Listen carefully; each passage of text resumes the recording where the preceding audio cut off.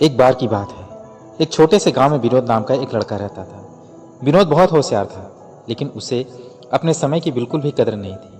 वह दिन भर इधर उधर घूमता, बिना किसी उद्देश्य के समय बर्बाद करता और हमेशा कहता, अभी तो बहुत समय है, कल कर लूंगा। वह हमेशा देर रात तक जागता, खेलता और दोस्तों के साथ वक्त बिताता, जबकि उसके पास बहुत से जरूरी काम थे जिन्हें वह अनदेखा करता था। विनोद की यह आदत गांव वाले के लोगों के लिए चिंता का विषय बन गई। गांव के बुजुर्ग और समझदार लोग उसे बार बार समझाते थे कि वह समय की कीमत समझे, लेकिन वह हमेशा उसकी बातों को हंसी में टाल देता था।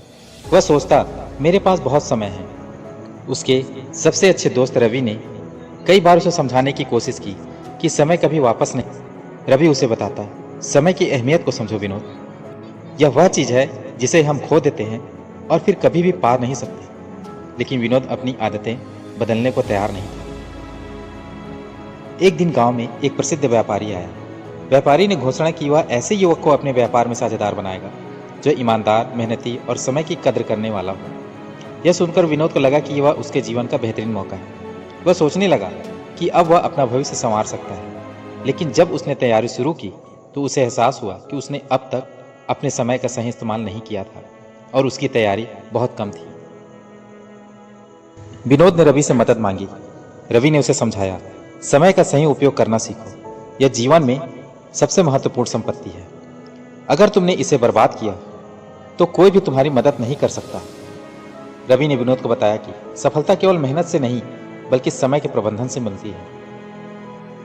विनोद को अपनी गलती का एहसास हुआ और उसने तुरंत ही मेहनत करना शुरू कर दिया। अब वह सुबह से लेकर शाम तक अपने कर्मों में पूरी लगन से जुट गया। हालांकि व्यापारी के पास जाने के लिए सिर्फ एक हफ्ता बचा था। विनोद ने अपने सारे कामों को प्राथमिकता दी, लेकिन समय की कमी के कारण वह व्यापारी को पूरी तरह से प्रभावित नहीं कर सका। जब वह व्यापारी से मिला तो उसने माफी मांगी और अपनी असफलता का कारण बताया। व्यापारी ने कहा, तुमने एक महत्वपूर्ण बात सीखी है, समय की कीमत जानना ही सफलता की कुंजी है।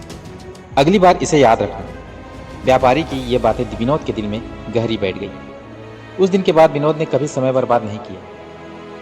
उसने हर पल का सदुपयोग किया और धीरे धीरे अपने ज्ञान और कौशल को बढ़ाकर एक सफल व्यक्ति बन गया। अब विनोद न केवल अपने जीवन को संवार लिया था, बल्कि दूसरों को भी यह सिखाया कि किस प्रकार हम समय का सही इस्तेमाल करके अपने लक्ष्य को हासिल कर सकते हैं। उसने दूसरों को भी बताया, समय सबसे मूल्यवान संपत्ति है, इसे बर्बाद करना जीवन की सबसे बड़ी भूल है। समय की कद्र करके ही हम सफलता प्राप्त कर सकते हैं। उसके शब्दों ने गांव में एक नई जागरूकता का जन्म दिया। विनोद जानता था कि जीवन में सफलता पाने के लिए केवल मेहनत ही नहीं बल्कि समय का सही प्रबंधन करना भी जरूरी है। वह अब हमेशा अपनी योजना बनाकर ही सही दिशा में समय खर्च करता था। उसकी सफलता ने गांव के हर युवा को यह सिखाया कि समय की कीमत समझना और उसे सही दिशा में लगाना जीवन का सबसे महत्वपूर्ण कदम है। समय सबसे मूल्यवान संपत्ति है, इसे बर्बाद करना जीवन की सबसे बड़ी भूल है। समय की कद्र करके ही हम सफलता प्राप्त कर सकते हैं।